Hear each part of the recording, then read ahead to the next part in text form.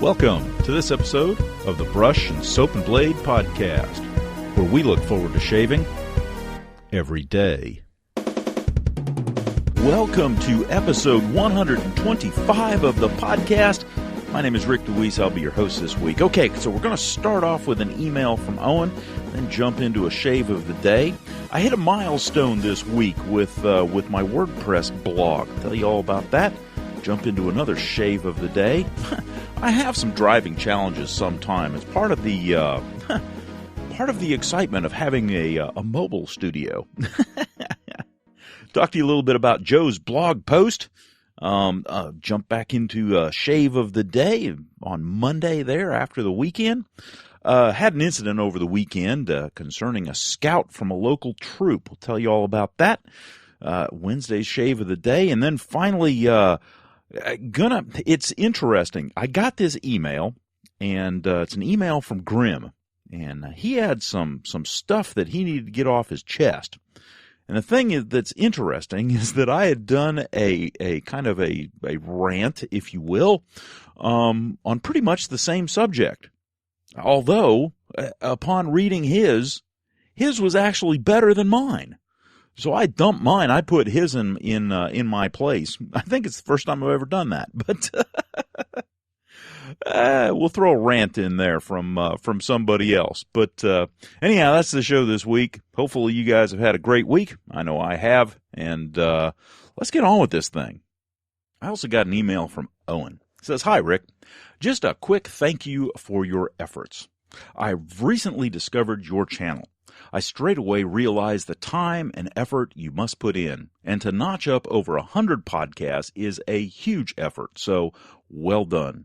I have a lot of listening to do, so I'll be busy. I'm in New Zealand, and we are heading into winter, so on those cool nights is when I'll slowly make it through your past podcasts. It's a great hobby for me and many others. Doing a bit of research is part of the deal, and it's interesting. Anyway, keep it up, and again, thank you for your solid efforts. I understand at times it must be challenging, but you're doing a good job.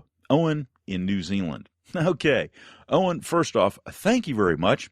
And it's letters like yours, emails like yours that make me realize that, yeah, every now and then it's a challenge. You try to make it new and interesting. And even my wife said to me the other day, "Aren't you tired of that stuff yet?" No, I'm not.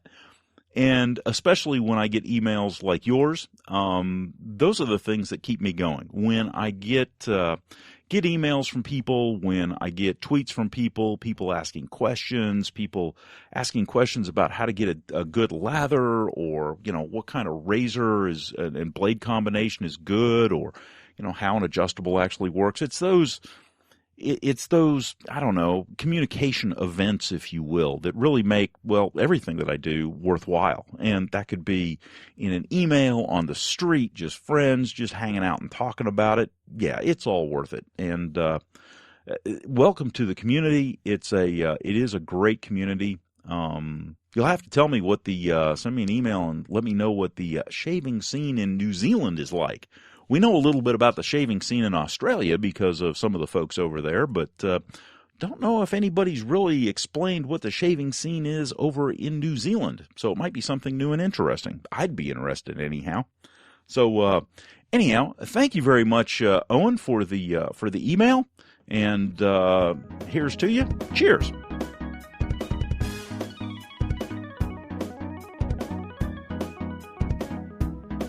Well, we're off to the wonderful world of something in the mobile studio this morning.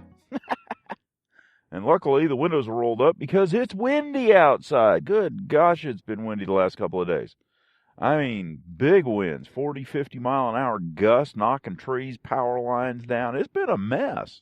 Anyhow, I wanted to take the opportunity, as I'm driving in the mobile studio, to talk about the shave of the day. Okay, so the shave of the day today. I bought a blade, actually a set of blades from Tri-Blade, and they're Key. That's funny. I don't care who you are first thing in the morning. I think it's pronounced Kai. K. Jeez. Have you ever noticed that there are times when even though you think you're awake, before you've had a cup of coffee and actually been, up and moving and, kind of assimilated to the environment of life here, that your brain and your mouth just don't quite work? Oh, well. Okay. I believe they're called Kai, K-A-I, blades. They're Japanese blades, and I'd never tried them before, so I bought a pack of 5 of them. And so that's what I threw in a Gillette flare tip, a black handled flare tip, and proceeded to lather up some Le Piment de Vie, otherwise known as LPV, from Katie's Bubbles, and threw that on. Of course, Katie's Bubbles, it's kind of a unique soap. It's got an interesting feel, at least for me. It's a beautiful soap to put on, and after you shave it off, it's basically got at least for me, and Lord knows I may be using it wrong. But anyhow, it's got like a dry, almost powdery feel to it. It's unique. It's still got a little residual slickness, but it's not a moist slickness. It's kind of like a dry slickness. It's weird stuff. I like it. I really do. I'll probably cut that part out. Anyhow, I wanted to try the Kai blades because I had not tried them before. And so opened up the blade pack. Now, the blades are wrapped. They're wrapped in like a white, slightly waxed paper, I suppose. Not heavily waxed, but a white paper. And on the inside, there is a blade with absolutely no markings on it.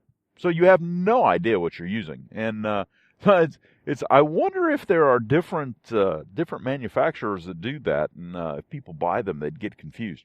Anyhow, it's a stainless steel blade, and absolutely nondescript. Nothing about it stands out. Well, until you shave with it.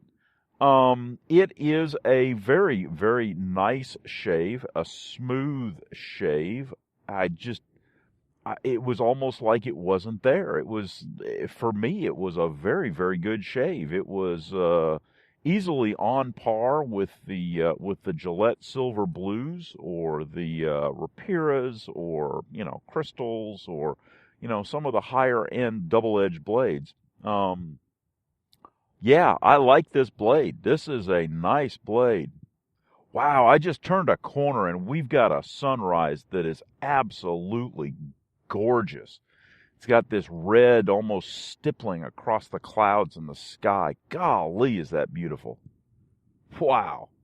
It is a good day to be alive when you see stuff like that. I mean, it's just, of course, I always tell you red sky in the morning, sailor take warning, but, it's been windy. So we'll see if the gales come a-blowing in, I suppose. But anyhow, back to the shave of the day. But man, that is a beautiful, beautiful sunrise. I do enjoy what nature can do. Anyhow, back to the shave of the day. 3 passes with some touch-up and very, very light, no pressure at all. Just let the razor do the work. I was very conscientious of that just to see what this blade would do. Wonderful, wonderful shaver, at least for me.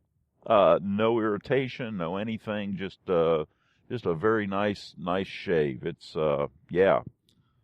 not a problem at all. With a little bit more work under the chin, I could get BBS under there without any issues.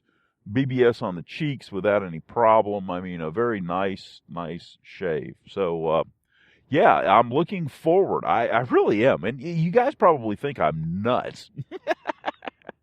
But I am actually looking forward to using it again tomorrow just to see, what it'll do on the second shave. It's, I do actually look forward to shaving every day.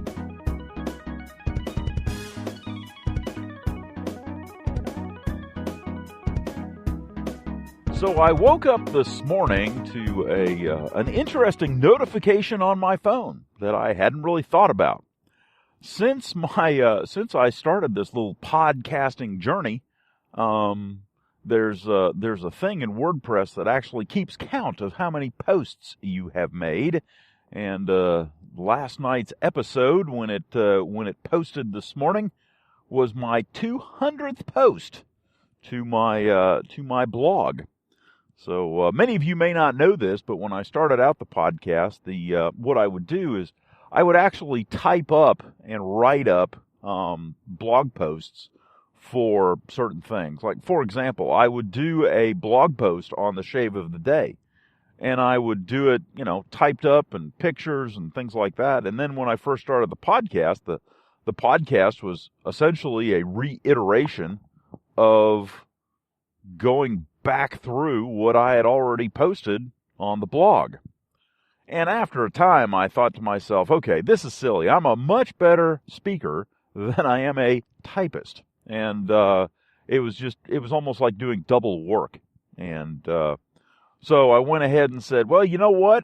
I'm just going to talk into a microphone, and we'll just kind of not do all this typing because, well, it gets old after a while.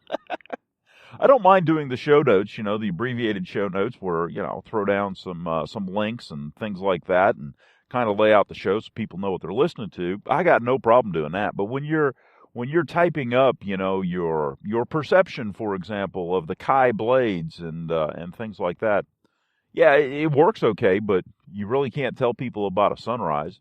And you can't make fun of yourself because you, instead of saying K, you want to say Kai. And no, I'm not Greek. So, yeah, it was one of those things where, to me anyhow, it's a lot more, I don't know, a lot more fun, I suppose, to do it just strictly on the microphone. However, it was, I don't know, it kind of filled me with a little bit of awe that I have made 200 posts on the blog page, and the majority of them have been podcasts. So thank you for letting me do it. Thank you for being out there to listen, being out there to read. I appreciate you guys. So every now and then, I'm sure it's nice to hear, and I enjoy saying it. So thank you.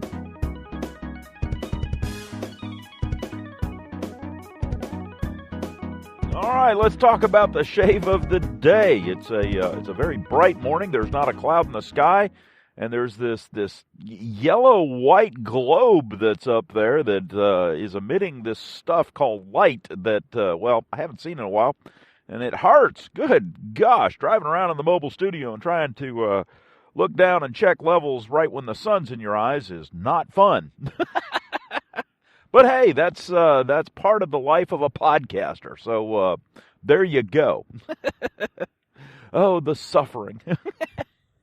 So anyhow, let's talk about the shave of the day. The shave of the day, like I said yesterday, I was looking forward to today's shave with some great anticipation. I've been trying a new blade. The new blade that I am trying is a Kai, and K-A-I. See, I pronounced it correctly today. It's just not one of those mornings, I guess. Anyhow, the Kai blade is a stainless steel blade, and it doesn't have anything on it. There's nothing printed on it. It's just plain steel, plain stainless steel. Anyhow, yesterday's shave was very, very nice. I was very impressed with the blade, and today's shave was on the second shave, because typically a blade, a double-edged blade, gets a little smoother and a little bit better on the second shave. And today's shave, yeah, it was. I went ahead and used the Katie's Bubbles LPV again, Le Piment de Vie, so the spice of life, and used the Kai blade in my flare tip, black handled flare tip, and proceeded to do a 3-pass shave very gently, no pressure. I tried to make sure that I used Because like I said the other day, I find I have a tendency to put a little pressure as time goes on to leverage a little bit, and the attempt to, or the desire to get closer, and it's one of those things. It's a habit, I guess. But I attempted not to do that and still got a very, very, very nice shave today from the Kai blade. So I'm very pleased with that. Didn't use an aftershave today just because the LPV, and it's true with all Katie's bubbles, at least the ones that I have, is that the smell of the Katie's bubbles lingers. Which is nice. It's just very subtle and very nice and just kind of right there. And yeah, it's now the other nice thing is that because the blade was so smooth, didn't have any issues with rash or razor burn or anything like that. It was pretty much about as ideal as I could want, and so good blade. I am impressed. So we'll look forward to the third shave on it to see if it continues, and who knows? This may become my one of my top 10, at least my favorites anyhow. Right now it's stacking right up there. I'll tell you what, it's. It's a good blade. I'm very, very impressed. Anyhow, Kai blades, got them at TriBlade, and if you're interested, check them out. Go over to TriBlade. You can buy a couple, and see for yourself.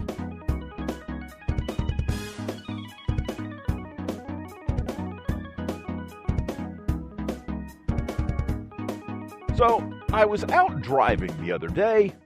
And I was driving at a time of day when I don't usually drive. I was driving around the noon, 1 o'clock time period, and I was astounded.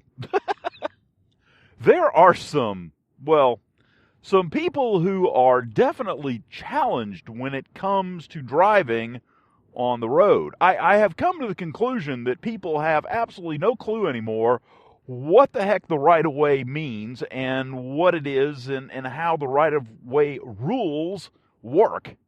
When everybody comes to the stop sign or the intersection at the same time, and everybody stops dead in their tracks, and one person goes and just kind of moves their nose out and then stops.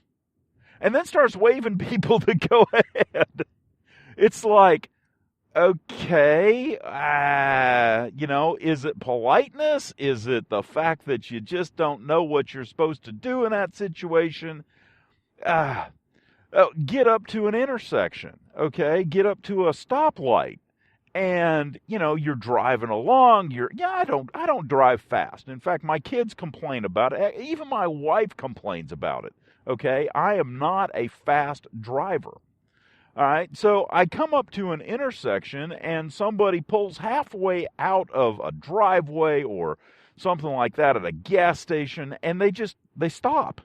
They just stop. It's like oncoming traffic has petrified them, and they're terrified or something, and they just stop. The problem is that they stop halfway out in the road instead of stopping, before they pulled out. It's amazing. It's absolutely amazing. And then they act like you're the weird one for, even responding to that situation. Now, so you got to drive around them and all this. And and the wild thing is that on the couple of occasions, it happened a couple of times in the same hour. It was amazing.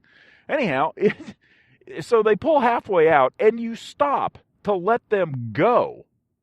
And they wave you on like it's your job to go around them. And I'm like, what? It's amazing. It really is amazing. And the thing is that when I'm driving to work and driving back from work, I don't run into that. I don't have those issues. I'm driving apparently with people who commute regularly and understand maybe instinctively the rules of the road and don't get hung up over just, stuff. But at there's certain times of the day when it's almost like the people that don't normally drive are out in droves, and it's scary. Holy cow, it's scary. It's one of those things where you just kind of, You just kind of sit there and go, are you kidding me? Really? Okay. If you say so.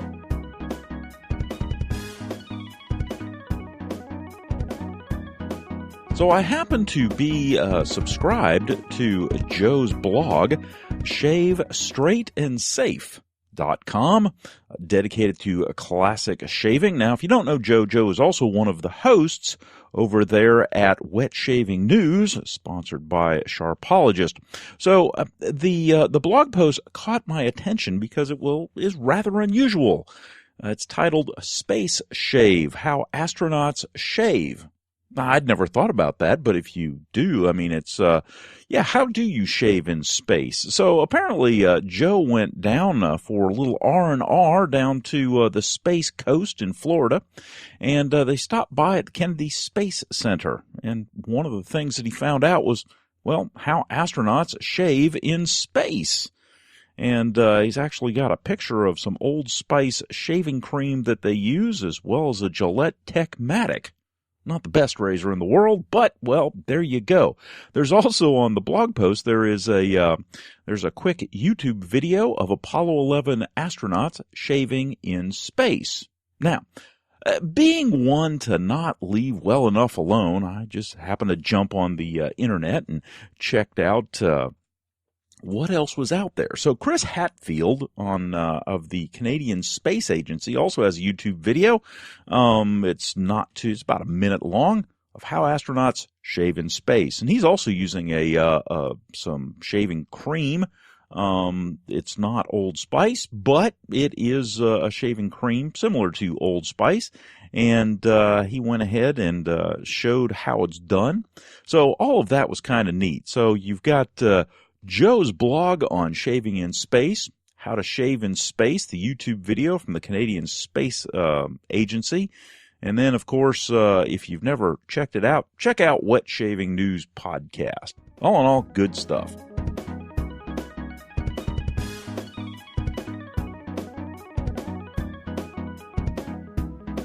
Okay, let's talk about the shave of the day. The shave of the day was once again a shave with my black-handled flare tip and the Kai blade, the stainless blade from Japan, the blade that I had never heard before. Now, at this point, this is Tuesday. I started shaving with this blade on Thursday, so it's almost gone a full week. I am still getting absolutely BBS shaves out of this thing, with no irritation and no problems. It has been wonderful. Now, I don't know if I just got a good blade, if it's an anomaly, but this one blade that I have, holy cow, it just will not quit. Okay, so the shave of the day today was 1305 Badger brush, lathering up some Eton College Taylor of Old Bond Street soap. And threw that on, like I said, 3-pass shave. Wonderful, wonderful shave. No pressure. I was trying to be very cognizant of not putting any pressure on. 3-pass shave with a touch-up around the jawline and neck area. And, BBS. I then went and threw on, even though it's a little bit conflicting with the Eton College. The Eton College is a light enough smell that, at least mine is, that I didn't think it would be a problem. Threw on some Clubman Special Reserve. Now, the Clubman Special Reserve is an alcohol-based aftershave. Now, if you had any irritation, if you had any issues with a blade, you will find out quickly once you throw on an alcohol-based aftershave. Threw on the Clubman Special Reserve, and what do I get? Almost nothing.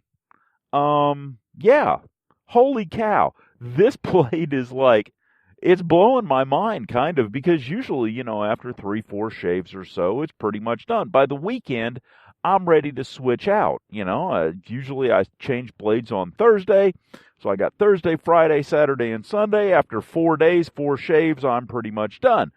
But this is Tuesday already, and so I'm up to 6 shaves on this thing, and it really doesn't give any indication of giving up.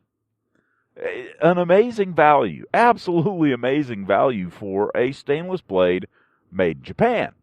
So, anyhow, that was the shave of the day today. Again, it's one of those things where I'm just kind of blown away by the whole thing, and well, just having fun enjoying it.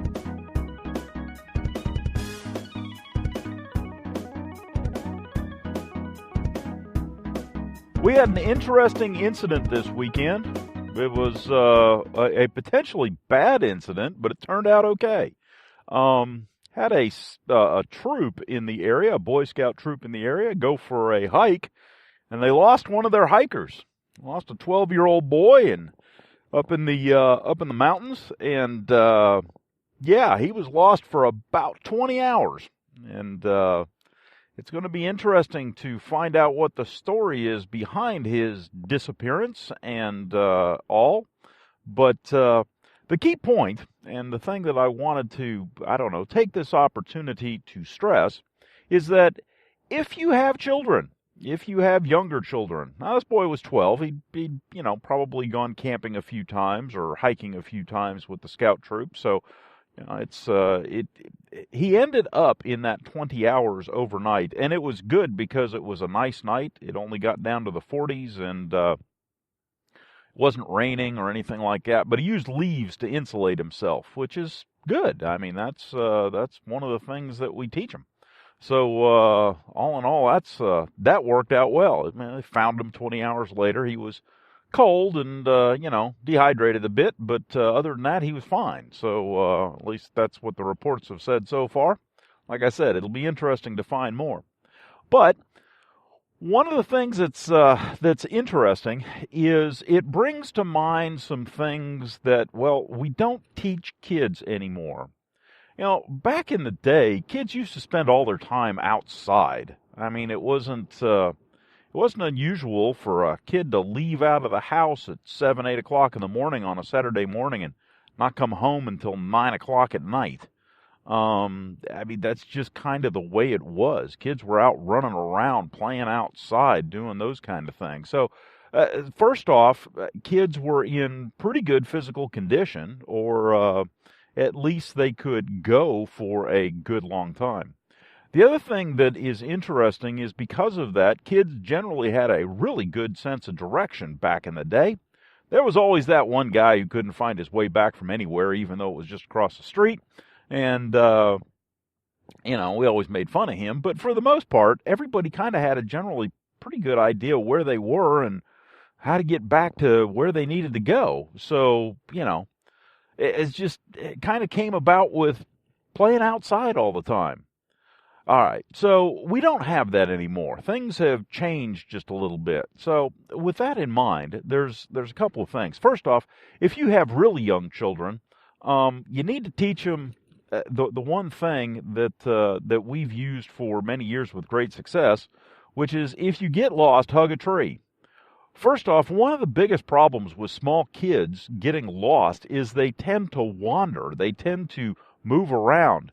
And it's quite possible for searchers to completely go right past them while they're wandering the other way and miss them completely.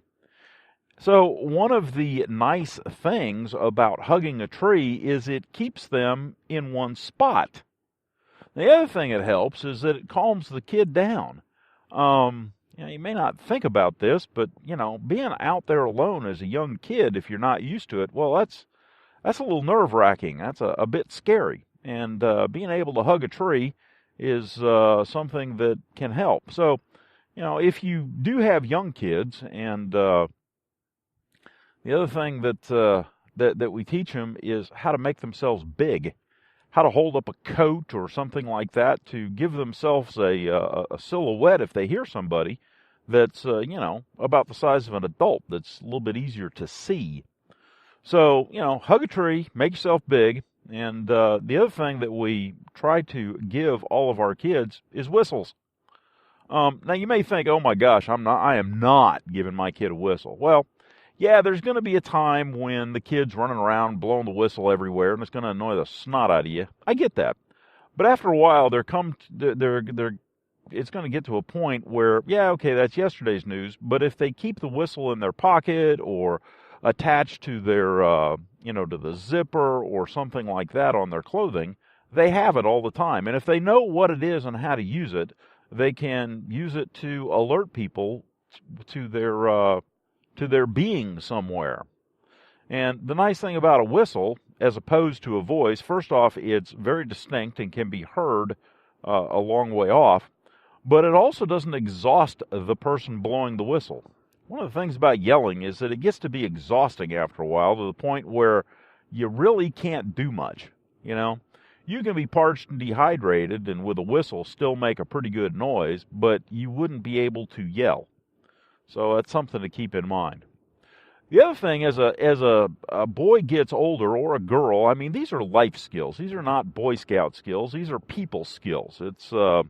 I've had that conversation with a number of people as well. It's not just about boys. It's about people. So another thing that you need to keep in mind, as well as the whistle, is, first off, if they're old enough, the ability to make fire. Fires are very easily seen, very distinctive. And if you know and understand how to make a fire and how to make a fire safely, and you have the materials to make a fire, first off, you have some warmth, plus you also have some signaling ability. So all in all, it's not a bad thing. Now, the other thing is, we always tend to keep plastic bags, big plastic bags. Typically the big orange ones that you get from the crews that clean up on the side of the road if you can. But big orange plastic bags, and with a small penknife you can slit them and make yourself a little shelter, and you also have the ability to do something like that. But those are just basic survival skills and being out in the wilderness skills. But the biggest thing is knowing directions and having a map. Now, if you have a map, you don't necessarily need a compass, especially in closed environments, trails and things like that.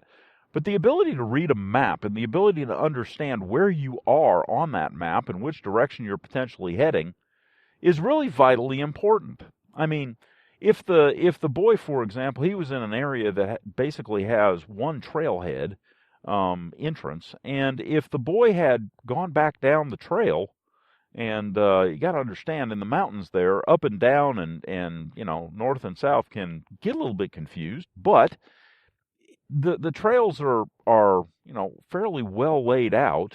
If the boy had gotten on a trail and known which direction the trailhead was and gone in that direction, he would have been found a lot sooner. He probably would have been found the same day and not had to spend the night out in the woods. So, having a map and knowing how to use it is actually a very, very important, life skill. And there's a lot of things that you can do. There's a lot of games that you can make up with kids to around your neighborhood or things like that to have them draw a map. Have them draw the map of the general neighborhood. Give them the map and we've done this before. Put a big box on their head. And so they just look at the map, but they can't really look at their surroundings very much. And spin them around a few times and say, okay, this is where you need to go. How do you get there? And they have to do it basically by a limited view of their surroundings and the map. And it can be a lot of fun. I mean, it's a fun game. But the thing is that having map skills and understanding what a map is telling you, again, we don't do that because we have a tendency to rely, for example, on GPS and cell phones and stuff like that. I'm sorry, but up in the hills, you don't have cell phone signal, and unless you actually have a GPS device, you may not be able to get any GPS signal either. So the digital maps may be out. So it's one of those things that is important. Now, they say they use the buddy system. Okay, what is the buddy system? The buddy system is two scouts always being together at all times. And that way, if one wanders off, he wanders off with a buddy. So instead of losing just one, you lose two. Now, there's very good reason for that. First off, two heads usually can think a little calmer and more succinctly than one. It's also a little bit easier to find 2 than it is 1. It's also easier to notice that 2 are missing instead of 1. So, it's one of those things that we also used to do back in the day almost subconsciously when we were outside playing. We always played with a friend for the most part, and it was kind of an impromptu buddy system. Anyhow, I just thought I'd mention that. If you have kids, if you have grandkids, they are one of life's most important treasures. You need to teach them. You need to teach them how to keep themselves safe and sound. And there are a few simple life skills that they really don't have the opportunity to use anymore or to learn anymore. And it's one of those things that having an understanding of what's around you and being able to make good decisions can make the difference between having a very miserable night out in the woods and walking out in pretty good shape. From what I understand, the boy walked out in pretty good shape. And it was a family that found him that lived nearby, so apparently he made it down to the road, and it may have taken a long time to get there, but apparently he made it down. So all in all, he was found, everything was good, and we always like happy endings like that. But like I said, it'll be interesting to find out what really happened there. But anyhow, if you've got kids, first off, take them out in the woods. Being out in the woods is fun, and it's not scary if you know certain things about how to keep you and your young ones safe.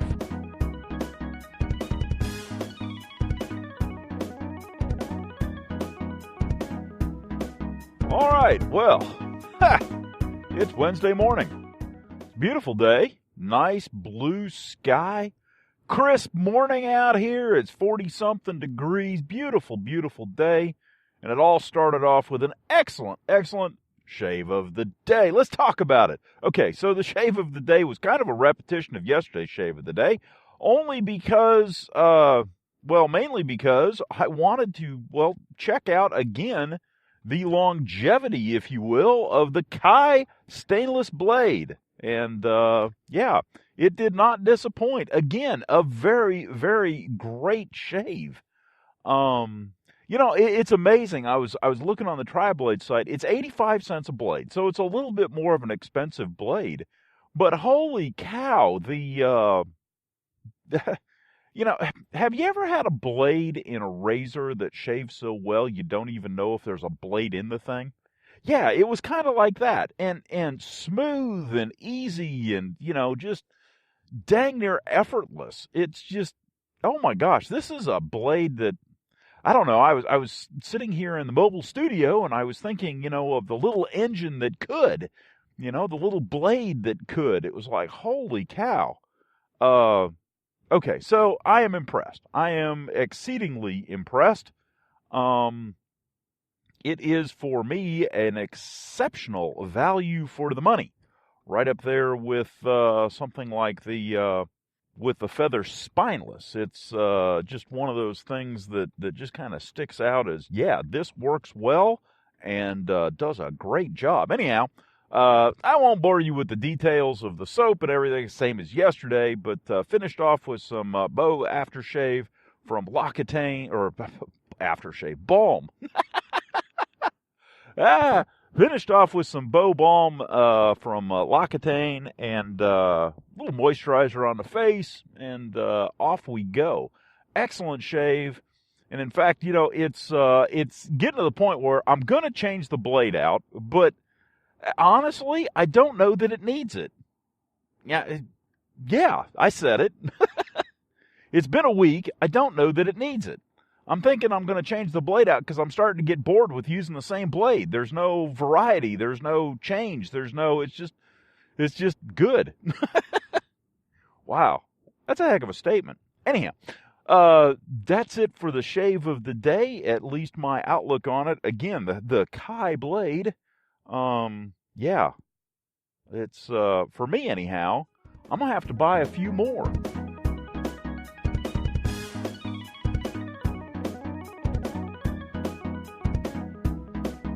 I also got an email from Grim.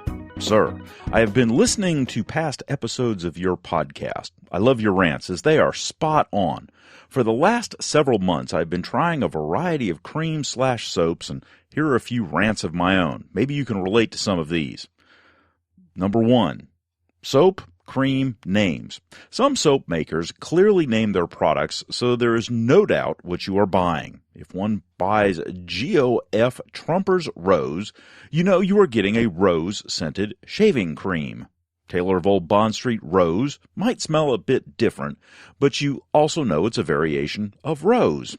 However, some artisans create strange names that have nothing obvious to do with the scent. Suppose, as an example, I create Waterfall Sweet Tears, a name I just made up.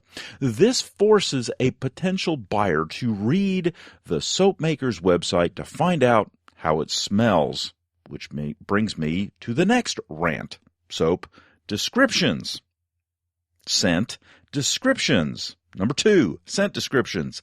Since for the most part we are unable to actually walk into a store and smell these products, a consumer depends upon the description of the scent, which might be something like lavender, geranium, cardamom, ginger, caramel, lime, espresso, lemon, pineapple, and apple. This tells me nothing. I don't know what the predominant scent is, nor can I discern 10 different scents in anything. I'm lucky to get 2 cents. Number 3, samples. Since I cannot walk into a store and smell this product, trying a sample is a reasonable thing to do. A consumer could buy a tub, but for most mainstream artisan soaps, the price might be $15 to $20. Add shipping, and now it's around $20 to $25 for something where one might hate the scent or find out you are allergic to some ingredient. One argument is that the consumer could just resell the tub. However, this is just an added aggravation that consumers don't need. A reasonable alternative is to try a sample. Well-known and mainstay soap or cream makers, such as Truffet & Hill or St. James of London, sell samples. Some smaller artisan soap makers, such as Soap Commander or Route 66, sell samples. Yet, some do not. On the bright side, some resellers take the time to repackage products and sell samples, but not of every artisan. This leaves a gap. So a seller trying to sell Waterfall Sweet Tears that does not sell samples loses a potential sale. I cannot afford the risk of throwing $25 away only to find I'm allergic to something in the product or that Waterfall Sweet Tears smells like sewage to me. Considering the huge variety of soaps now available, it would seem that business practice would be detrimental to the seller. This leaves reviews.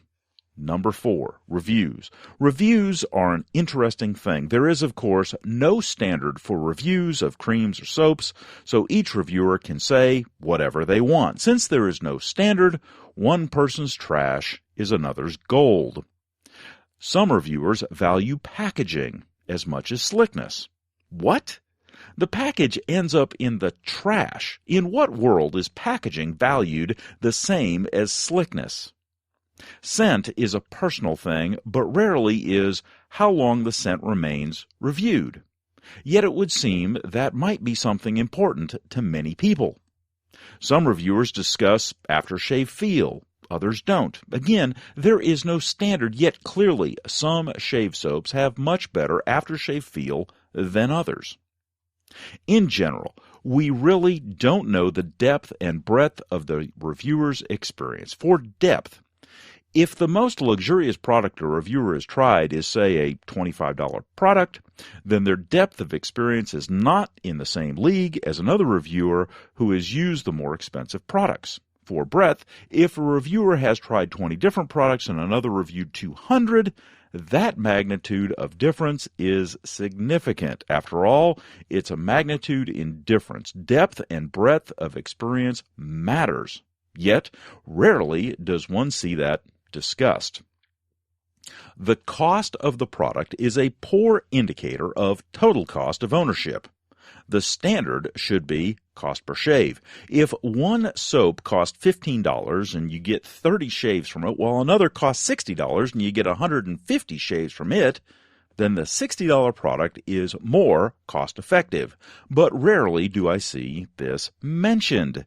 Many times people get hung up on initial cost without taking into consideration cost per shave. Perfect or near perfect scores. A perfect soap. Sometimes you see a perfect score or nearly perfect score. All attributes of a soap are scored perfectly. Since all attributes in real life are not equal, this makes little sense to begin with, but all things are perfect? How many products in the world are perfect? Any? Anytime I see a rating like this, I would believe the bar is set too low for the reviewer, which falls back to 4D, which is the depth and breadth of the reviewer's experience. One way to get around reviews is to read many reviews on the same product and see the general trends. In other words, the consumer crowdsources the answers and then makes a judgment call. Finally, he decides to buy Waterfall Sweet Tears, sight unseen. There are enough reviews of this product to facilitate the decision that it's worth it to spend $25 and have this new scent mailed to him.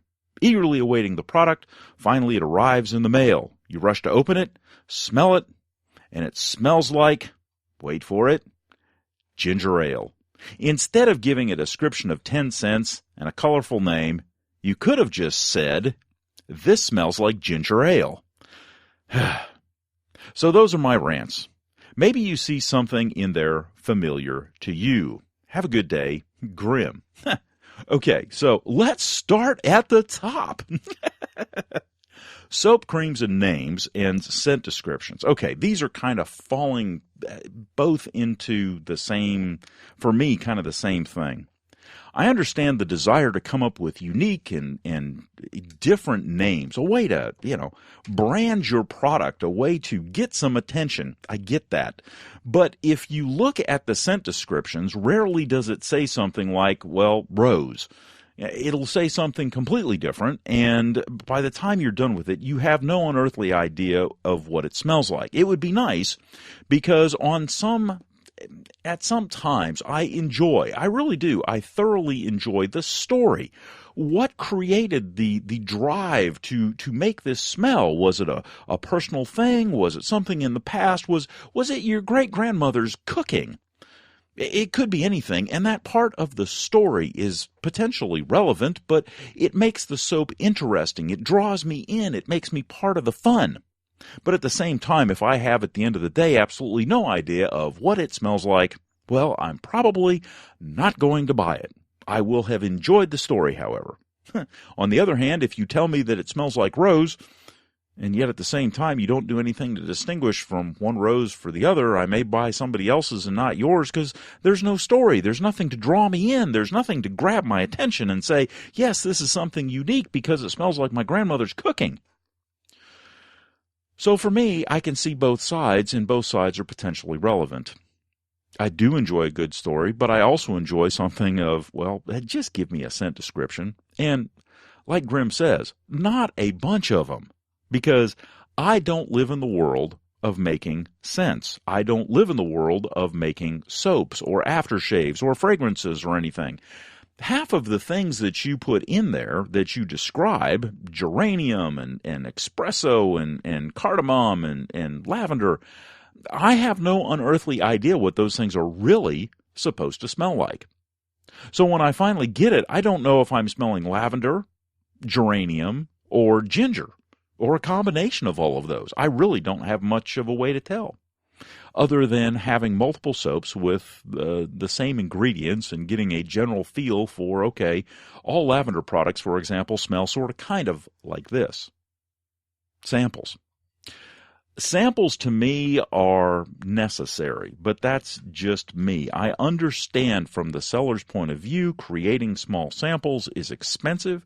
There is a lot of hassle in dealing with it, and doggone it, if you're making good money selling tubs of soap at $15 to $20, Why should I make small samples that then cost me about the same for the same amount of product, and at the end of the day, sometimes the containers are even more expensive. So the samples for a seller could be a losing thing. I get that. But at the same time, samples would be really, really nice. Now, at one time, there was a guy that was selling samples. He was buying soaps, and he was dispensing samples in small containers, and I used to buy a lot of them, and they were really good, and I greatly appreciated the service. If you know of anybody else that is doing that, please let me know, because I enjoy samples. Okay, reviews. Reviews are very difficult. Now, the reason that reviews are difficult is because everybody is different. What you smell and what I smell are completely different. What your skin is like and what my skin is like is completely different. Our beards are completely different. Everything about everything is completely different. There are way too many variables. Okay, now, what I may see as slick may be to somebody else not slick at all. What I may think, because I have a better nose than some, of a scent that remains for a long time, to somebody else may be completely non-existent. Again, too many variables. Depth and breadth of someone's experience, yeah, I get that. But at the same time, how can you get experience if you don't go out there and try? I understand what you're saying, though. It's very, very good points. I also agree completely that the cost of a product is an absolutely miserable indicator of what the product actually is, how good it is, or total cost of ownership, or everything else. Near perfect shaves. Okay, to me, any shave is completely subjective. All the variables in it are completely subjective. So, yeah, I'm kind of with you. Perfect? Well, maybe. I don't know. I can be very, very surprised by something, such as this week. I'm very surprised by a blade that I'm trying out. However, I also will attest that it may be a one-off. The next blade of the same manufacturer may be absolutely miserable. I don't know yet. But, yeah, it's one of those things. I do agree, though, that if they would just give me the top two, I'd be happy. And the other interesting thing is that while this email is very, very timely, because there's a running dispute right now about this kind of stuff on Facebook, even as we speak. And, of course, being the proverbial stirrer that I am, I have enjoyed playing both sides against the middle, just to watch the feathers fly. But no, I do agree with your points. Yeah. It's difficult to talk about things, though, because everybody has a different personal opinion of just about everything. I will always find somebody that disagrees, and I will always find somebody that agrees. It's just the nature of the thing. So reviews are a difficult one, but I do agree on the descriptions. However, I can see both sides, and I do appreciate both sides. Because for me, it's not only the artistry of the scent and the soap, it's also a bit of the artistry of the story. Now, if they could just figure out a way to succinctly, maybe down at the bottom of the page, tell me what it actually smells like. Thanks for the email, Grim. Great topic.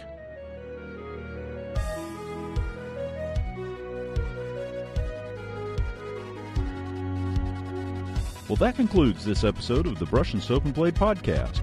I hope you enjoyed listening to it as much as I enjoyed making it. If you have some suggestions or would like a topic covered, drop me an email at brushandsoapandblade@gmail.com or give me a call at 864-372-6234 or contact us on Twitter at BrushnBlade. You can also visit us at our blog, brushandsoapandblade.wordpress.com. As always, we're available on iTunes and Stitcher.